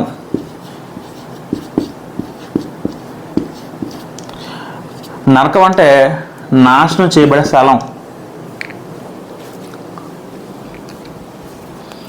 పిల్లలు మీ విషయం అర్థమవుతుందా? మత్తయి సువార్త 22వ అధ్యాయం 13 చదువుకుంటే, మత్తయి సువార్త 22:13 చదువుకుంటే అక్కడ సందర్భంలో నరకం గురించి ప్రభువారు మాట్లాడుతూ ఒక మాట అనడం జరిగింది. ఏంటంటే మత్తయి సువార్త 22వ అధ్యాయము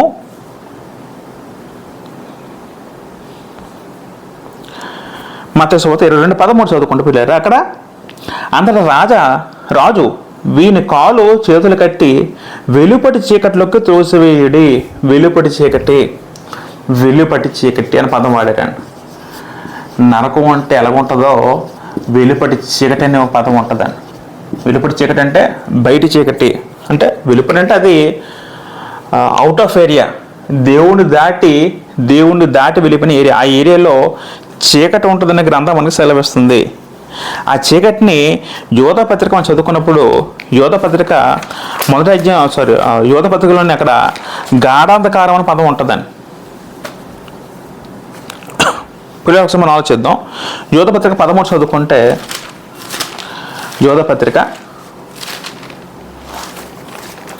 ఇవన్నీ కూడా నరకం గురించి మనం అందరూ కూడా అర్థం చేసుకోవాలండి. యోధ పత్రిక 13 చదువుకుంటే ఆ కిందకు వచ్చినప్పుడు వారి కొరకు 13 వచ్చిన కిందకు వస్తే వారి కొరకు గాఢాంధకారము నిరంతరము భద్రము చేయబడి ఉన్న పదం ఉంటుందండి. గాఢాంధకారం పదం వాడారు. గాఢ అంధకారం అంటే అర్థం ఏంటి? భయంకరమైన చీకటి. గాఢ అంధకారము. నేను మళ్ళీ వివరిస్తాను వీరండి గురించి. తర్వాత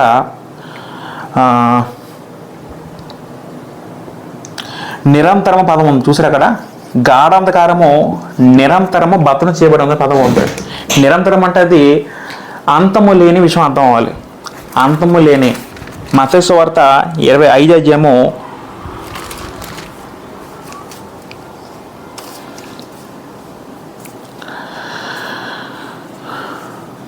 25:46 చదువుకుంటే వీరు నిత్య శిక్షకును నీతిమంతులు నిత్య జీవమునకు పోదురు పదం ఉంటుందండి. అంటే అక్కడ అంత్య తీర్పు ఉపమానంలో ప్రభువారు చెబుతూ 2 రకాల స్వామి అక్కడ ఏం జరగబోతుందని చెప్తూ ఉపమాన భాగంగా నీతిమంతులేమో నిత్య జీవనకు పోతారు, నిత్య రాజ్యానికి పోతారు అని పదం వాడుతూ నీతిమంతులు నిత్య జీవమునకు, అనీతిమంతులేమో నిత్య శిక్షకు పదం ఉంటుంది. నిత్య అన్న పదం వాడారు. నిత్య అంటే ఎల్లప్పుడూ ఉండేది, అంతము లేనిది, ఎల్లప్పుడూ ఉండేది, ఎనలేని, అంతం లేనిది. ఈ నిత్య అనే పదానికే ఇదే పదము మరొక చోట దేవునికి వాడబడితే ఎలా వాడబడింది పిల్లరా? రోమపత్రిక 16 చదువుకుంటే అది దేవుని ఉద్దేశిస్తూ కూడా నిత్య పదము అక్కడ వాడబడింది. 16:26 చదువుకుంటే 26 కలిపి ఉంటుంది. ఆ వచనాల్లో 26 వచనంలో నిత్య దేవుని ఆజ్ఞ ప్రకారం పదం ఉంటుందండి. నిత్య దేవుని ఆజ్ఞ ప్రకారము. అక్కడ కూడా మత్తయి సువార్త 20:45 రాయబడిన నిత్య అనే పదం ఏదైతే ఉందో గ్రీకులో అదే పదం కూడా దేవునికి వాడబడిందండి. అంటే దేవుడు ఎప్పుడూ ఉండేవాడు, దేవుడు ఎల్లప్పుడూ ఉండేవాడు, దేవుడికి అంతం లేదు, దేవుడికి అంతు లేదు, ఆయన అనంతమైన దేవుడు, ఆయనకి కాల పరిమితి లేదు. అదే నిత్యము అనే పదము హెబ్రీ పత్రిక 9:14 చదువుకుంటే అది పరిశుద్ధాత్మ రాయబడింది. హెబ్రీ పత్రిక 9:14 చదువుకుంటే అక్కడ నిత్యుడైన ఆత్మ ద్వారా అనే పదం ఉంటుందండి. హెబ్రీ 9:14 చదువుకున్నప్పుడు అక్కడ నిత్యుడుగా ఆత్మ ద్వారా పదం ఉంటుందండి. పరిశుద్ధాత్ముడు నిత్యుడు, తండ్రిని యెహోవాదేవుడు నిత్యుడు, నిత్య జీవము, నిత్య రాజ్యము, పరలోక రాజ్యం కూడా నిత్యమైన రాజ్యం. అవి ఎప్పుడు ఎంతకాలం నిత్యము ఉంటాయో అదేవిధంగా శిక్ష కూడా పిల్లరా, నరకం కూడా నిత్యము ఉండేది, దానికి అంతం లేదండి. మరి ఎప్పుడైనా ఒక 1000 ఏళ్ళు ఉంటుందా, 1,00,000 సంవత్సరం ఉంటుంది అనుకుంటే దేవుడు 1000 ఏళ్ళు ఉంటాడా? మనం నరకానికి ఒక కాల పరిమితి మనం పెట్టగలిగితే అది దేవుడు పెట్టినట్టే. ఇప్పుడు అది ఎన్ని సంవత్సరాలు ఉంటుందో, ఎంతవరకు ఉంటుందో ఎవరు కూడా ఊహించలేని పిల్లలు. అది మన జ్ఞానానికి అందని సమాచారం. నిత్యము ఉండే శిక్ష, నిత్యాన్ని మనం దేంతో కూడా పోల్చలేము. అది మన జ్ఞానానికి అందదని, ఎల్లప్పుడూ ఉండేదని. మనం సింపుల్గా అర్థం అవ్వాలంటే దేవుడు ఎంతవరకు ఉంటాడో, దేవుడు ఏ విధంగా నిత్యుడో, నరకం కూడా నిత్యమైనది. దేవుడు సృజించిన పరలోకం ఎంత నిత్యమైందో, ఎంతవరకు ఉంటుందో, పరలోకం ఉన్నంతలో కూడా నరకం కూడా అంతవరకు కూడా ఉంటూనే ఉంటుందని. కాబట్టి పిల్లరా, నరకంలో అగ్ని ఉంటుంది, అది కూడా ఇప్పుడు అర్థం. నరకంలో గాఢాంధకారం ఉంటుంది, అది నిత్యము నిరంతరం ఉండే శిక్షణ విషయం అర్థం అవ్వాలి. అగ్నితో నిండింది,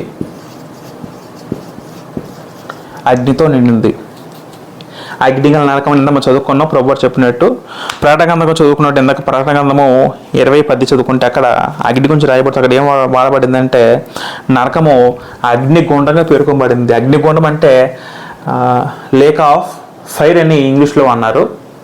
అగ్నిగుండం అంటే అర్థం ఏంటి? గుండం అంటే అక్కడ మండుచున్న గంధకం గల అగ్ని. ఆ గంధకం అంటే మండుచున్న అగ్ని, అంటే గంధకం అంటే మండే స్వభావం కలదాన్ని. అటువంటి గొప్ప అగ్ని దేవుడు రాజబెట్టాడు. గొప్ప అగ్ని దేవుడే స్వయంగా సృష్టించాడు విషయం అర్థం అవ్వాలని. అటువంటి భయంకర అగ్ని అక్కడ ఉంటుందంటే నరకంలో ఉంటుందండి. తర్వాత నరకం అనేది ఎలా చెప్పబడిందంటే రెండవ మరణం చెప్పబడింది. నరకం అంటే రెండవ మరణంగా చెప్పబడింది. ప్రకటన గ్రంథము 20 అధ్యాయం చదువుకుంటే ప్రకటన గ్రంథము 20లో ఉంటుంది, 21 కూడా మాట ఉంటుంది. ఒకసారి మనం ఆలోచిద్దాం. 14 మరణమును ఉర్ధలోకమును అగ్నిగుండాలు పడవేయబడను. ఈ అగ్నిగుండము రెండవ మరణము చెప్పబడింది. ఈ అగ్నిగుండం రెండవ మరణము. రెండవ మరణం అర్థం ఏంటి? మరణం అంటే సంపూర్తిగా దేవుడి నుంచి ఎడబాయబడుట, ఇంకా దేవుడు లేని చోటు విషయం అర్థం అవ్వాలి. మరణం అంటే ఇంకా మరి దేవుడు అక్కడ ఉండడు, దేవుడు మరి లేడు, ఇంకా అది శాశ్వతమైన మరణం. అది రెండో మరణంగా గ్రంథం మనకి పేర్కొనుంది. రైట్. తర్వాత నరకంలో అది విశ్రాంతి లేని స్థలం. నరకము అంటే విశ్రాంతి లేని స్థలం. ప్రకటన గ్రంథము 20:10 చదువుకుంటే వారిని మోసపరిచిన అపవాది అగ్ని గంధకము గల గుండంలో పడవేయబడను. అచట క్రూరముగమును అబద్ధ ప్రవక్తి ఉన్నారు. వారు యుగ యుగములో రాత్రి పగల్లో బాధపడుదురు.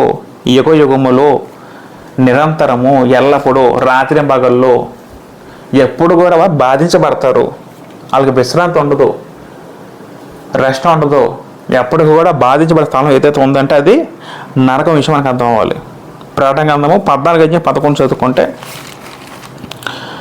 ప్రకటన 14:11 వారి బాధ సంబంధమైన పొగ యుగ యుగములు లేచిన బాధ ఉంటుందని. బాధ సంబంధమైన పొగ అని ఉంటుంది. కిందకు వస్తే దాని పేరు గల ముద్ర ఎవడైనా వేయించుకున్నాడులా వాడును రాత్రి పగళ్ళు నెమ్మది లేని వారు అంటారు. రాత్రి పగళ్ళు నెమ్మది ఉండదు. నెమ్మది అంటే విశ్రాంతి ఉండదు. విశ్రాంతి ఉండే స్థితి ఏదైతే ఉందో పిల్లలు అది నరకం విషయం మనకు అర్థం అవ్వాలి. విశ్రాంతి లేని స్థలం. తర్వాత నరకం అంటే నిరాశతో కూడిన స్థలం. నరకం అంటే నిరాశతో కూడిన స్థలం అండి. నరకంలో పిల్లలు ఇంకేముంటుందండి అక్కడ మరి ఏమైనా ఆశ ఉంటుందా, నిరీక్షణ ఉంటుందా? ఏం ఉండదండి. అక్కడికి వెళ్ళిన తర్వాత తిరిగి బయటికి రాలేము. అక్కడికి వెళ్ళిన తర్వాత శిక్ష అనుభవించడం ఉంటుంది. ఎంతకాలం ఉంటుందో తెలియదు. అనంతం నిత్యము మన ఇన్ఫినిటీలోకి వెళ్ళిపోతాం. అది పిల్లలు మనం చదువుకుంటాం చెప్తున్నాం, కానీ ఒకసారి మనం మనస్ఫూర్తిగా ఎక్స్ప్రెస్ అనుభవం చేయగలిగితే ఒకసారి మనం మనసు పెట్టి ప్రశాంత కూర్చొని ఆలోచించండి. ప్రతి ఒక్కరు కూడా జస్ట్ కొద్ది నిమిషాలు కూర్చొని నరకం ఎలా ఉండబోతుందో మన మనసుతో ఆలోచించగలిగితే అది చాలా భయంకరంగా ఉంటుంది. అది నిరాశతో కూడిన ప్రదేశం. ఇంకా అక్కడ మనం చేయడానికి ఏమి ఉండదండి. అక్కడ ఎంత నిరాశ అంటే గ్రంథం దాన్ని పిల్లలు మనకి ఎలా చెప్పిందంటే మత్తయి సువార్త 25:30 చదువుకుంటే మత్తయి సువార్త 25:30 చదువుకుంటే పిల్లలు అక్కడ మరియు పనికిమాలిన దాసుని వెలుపడి చీకటిలోకి త్రోసివేయడి, అక్కడ ఏడుపును పండ్లు కొరకటి ఉండును. అక్కడ ఏడుపును పండ్లు కొరకటి ఉండును. ఏడుపు అంటే అర్థం ఏంటంటే బాధతో వచ్చిన ఏడుపు ఉంటుంది. పండ్లు కొరకటి అర్థం ఏంటంటే నిరాశతో మరి మేము చేయలేము అని అర్థం. పండ్లు కొరకటం అంటే బాధ దిగమండి కూడా అర్థం వస్తుంది. తర్వాత నిరాశ ద్వారా మనం ఇంకేం చేయలేము, నిస్సహాయత స్థితిలో కూడా మనం పళ్ళు కొరుకుతూ ఉంటాం. అంటే ప్రభు చెప్పిన పద ప్రయోగం వెనక విషయం మనం ఆలోచించగలిగితే నరకం అంత చాలా నిరాశతో కూడింది. ఇంకెవరూ ఏం చేయలేమండి. దేవుడు కూడా అక్కడ ఉండడు. దేవుడు విడిచిపెట్టేశాడు. అక్కడ మారుమాసం ఉండదు, పశ్చాత్తాపం ఉండదు, రక్షణ ఉండదు, ఏం ఉండదని అనుభవిస్తూ ఉంటామే. శిక్షను అనుభవిస్తూ ఉంటామే. తర్వాత పిల్లరా, నరకంలో అక్కడ స్పృహ ఉంటుంది, మర్చిపోవడం ఉండదు. నరకంలో మర్చిపోవడం ఉండదు, స్పృహ ఉంటుంది. స్పృహ అంటే మనం కాన్షియస్లో ఉంటామని. నరకంలో స్పృహ ఉంటుంది. ప్రతి ఒక్కరు కూడా కాన్షియస్లో ఉంటాం. ధనవంతుడు పాపంలోకి వెళ్ళిపోయిన వెంటనే వేదక స్థలంలో తనకు గుర్తుందని, నాకు 5 సహోదరులు ఉన్నారు, వాళ్ళతో పంపించి అంటాడండి, వాళ్ళు ఇక్కడ రాకుండా అంటాడు అబ్రాహాంతో. తర్వాత తను చేసే పనులను గుర్తించి ఉంటాయండి. అంటే స్పృహ ఉంటుంది అక్కడ ఏదో కోమలు ఉండిపోయే స్థితిలో అక్కడ దేవుడు ఏమన్నా మనుషులు చేయడండి. అక్కడ మనం చేసిన ప్రతి పాపం మనకు గుర్తుంటుంది, ప్రతి మాట గుర్తుంటుంది, మన స్పృహలో ఉంటాం, అన్నీ కూడా అక్కడ గుర్తుంటాం. అక్కడ మర్చిపోవడం అంటూ ఉండదు, స్పృహలో ఉంటాం విషయం మనకు అర్థం అవ్వాలి. తర్వాత పిల్లరా, నరకం అనేది ఎలాంటిదంటే దేవుడి నుంచి పూర్తిగా దేవుడి నుంచి దూరంగా ఉన్న స్థితి అని. దేవుని సముఖం నుండి పూర్తిగా దూరం అయిపోయిన వారు, దేవుని సముఖం నుండి దూరమైన వారు. మనం చదువుకున్నాం, వెలుపటి చీకటి, నరకంలో చీకటి ఉంటుంది. ఎందుకు చీకటి అంటే దేవుడు వెలిగి ఉన్నాడు అని మనం చదువుకుంటాం. కొన్ని సందర్భాల్లో 1 యోహాను 11 చదువుకుంటే దేవుడు వెలిగి ఉన్నాడు అంటాడు భక్తుడైన యోహాన్. అంటే దేవుడు స్వభావం వెలుగంటే అది మంచితనం అర్థం వస్తుంది. అంతేకాకుండా దేవుడు భౌతికం కూడా ఆయన వెలుగు రూపం కలిగిన వాడు, మహిమ స్వరూపం కలిగిన వాడు. ఆయనలో చీకటి ఎంత మాత్రం లేదు. చీకటి అంటే పాపం అంటే నరకం. అంటే దేవుడు చీకటి పాపం దూరంగా ఉంటాడు. అక్కడ దేవుడు ఉండండి. అది దేవుని సంపూర్ణ చాలా దూరంగా ఉన్న ప్రదేశం అండి, దూరం ఉన్న ప్రదేశం. కాబట్టి పిల్లరా, ఇవన్నీ కూడా నరకం అంటే అక్కడ మన ఆత్మ నాశనం చేయబడుతుంది, నాశనం చేయబడే శిక్షా స్థలము, నాశనం చేయబడుతుంది. అక్కడ స్పృహతో కూడిన శాశ్వత శిక్ష ఉంటుంది. అక్కడ అది శిక్షించబడే స్థలం. అక్కడ నాశనం చేయబడుతుంది మన ఆత్మ దేహము. నాశనం అంటే మేము ఎంత చదువుకున్నాం కదా, అది శిక్ష అంటే సంపూర్ణంగా అంతమవడం అర్థం కాదు. అది శిక్షించబడే స్థలంగా గ్రంథం పేర్కొంది. అది వెలుపటి చీకటి ఉంటుంది, అంటే చీకటి ప్రదేశం, గాఢాంధకారము అని పేర్కొంది. ఎంతవరకు ఉంటుంది శిక్ష? నిరంతరము నిత్యము ఉంటుంది. అదేంటండి, మనం చేసిన ఒక్క పాపానికి దేవుడు అంత శిక్ష విధిస్తాడా అని డౌట్ రావచ్చండి. ఈ లోకం చూసుకుంటే, మన లోకంలో ఒక హత్య చేసిన వ్యక్తి ఒక గంట పేల్చాడు. ఒక వ్యక్తి మరొక వ్యక్తిని ఒక గంట పేల్చి హత్య చేశాడు. గంట పేల్చడం ఒక 5 నిమిషం, ఒక 30 సెకండ్లు అనుకోండి. 30 సెకండ్లు ప్రాణం పోయింది. మనం దాని శిక్ష ఎంత విధిస్తాం? కోర్టు అయితే బహుశా ఒక 20 సంవత్సరాలు ఆ వ్యక్తికి శిక్ష విధించాడు. అంటే లోకంలో ఎలా పరిగణించబడుతుందంటే, మనం చేసిన వ్యవధిని బట్టి, అంటే మన పాప యొక్క తీవ్రతను బట్టి శిక్ష ఉంటుందని, అంతే కదా. మన పాపం చిన్న పాపం చేస్తే, అంటే లోకపరంగా చట్టంలో చిన్న తప్పు చేస్తే చిన్న శిక్ష, పెద్ద తప్పు చేస్తే పెద్ద శిక్ష. కానీ దేవుని దృష్టిలో చిన్నది పెద్దని తారతమ్యం ఉండదు. అక్కడ పాప యొక్క తీవ్రత మీద దేవుడు శిక్ష విధించడు, పాప యొక్క స్వభావం మీద దేవుడు శిక్ష విధిస్తారు. అసలు పాపం అంటేనే దేవుని పరిశుద్ధకు విరోధమైంది, దేవుడికి విరోధమైన పాపం అంటే మనం ఎంత సూలుగా చూస్తాం కానీ దేవుడు అంత తీవ్రంగా చూస్తారండి. పాపని శిక్ష అది నరకమే. అక్కడ దేవుడు విషయం గమనించండి, దేవుడు నరకం పెట్టాడంటే మనందరూ దేవుడు స్వయంగా విల్లు వేస్తున్నట్టు మనం వెళ్తున్నామండి. పాపం చేసేది ఎవరు? దేవుడు మనకి స్వేచ్ఛ సంకల్పం ఇచ్చాడండి, మనందరూ తెలుసు. మన ఎంపిక చేస్తప్పుడు మనం వెళ్తాం తప్ప నరకానికి దేవుడు పంపట్లేదని మనం ఇంకా దాని గురించి ఆలోచిస్తాం. తర్వాత నరకంలో అగ్నితో నిండింది, అగ్ని గంధకాలు ఉంటాయి. గంధకం అంటే మండే స్వభావం కలిపి అంటే మనకు అర్థమవడానికి దేవుడు చెప్పిన మాట. ఎప్పుడు కూడా అగ్ని రాజు పెడుతూ అక్కడ అగ్ని వెలుగుతూ ఉంటుందని. అది రెండో మరణంగా పేర్కొనబడింది. అదే చిట్ట చివరి మనిషి యొక్క మరణం పేర్కొనబడింది. అక్కడ విశ్రాంతి ఉండదు, అక్కడ నిరీక్షణ ఉండదు, నిరాశ ఉంటుంది, అక్కడ మర్చిపోవడం ఉండదు, స్పృహ ఉంటుంది, దేవుడి నుంచి పూర్తిగా దూరం అయిపోతుంది. దేవుడు అక్కడ ఉండడు. అక్కడ ఇదంతా కూడా నరకం గురించి దేవుని వాక్యం చెప్పిన మాటలు. మరి దేవుడు నరకాన్ని ఎవరి గురించి ఏర్పాటు చేశారంటే మనుషుల గురించా అంటే గ్రంథం చెప్పట్లేదండి. దేవుడు నరకాన్ని ఎవరి గురించి చెప్తున్నారంటే అది అపవాదికి వాళ్ళ దూతలకి మన గ్రంథం సెలవిస్తుందండి. మత్తయి సువార్త 25 చదువుకున్నప్పుడు, మత్తయి సువార్త 25:41 చదువుకుంటే నరకం ఎవరి గురించి గ్రంథం చెప్తున్నాడు అక్కడ. అంటే యేసుక్రీస్తు ఉపమానం చెప్తారని. అప్పుడు ఆయన ఎడమపై ఉండి వాడిని చూచి, శపించబడిన వాళ్ళారా, నన్ను విడిచి అపవాదికిని వాని దూతలకిను సిద్ధపరచబడిన పదం ఉంటుందండి. అపవాదికి వాని దూతలకు సిద్ధపరచబడిన అగ్నిలోకి నిత్యాగ్ని పదం వాడారండి.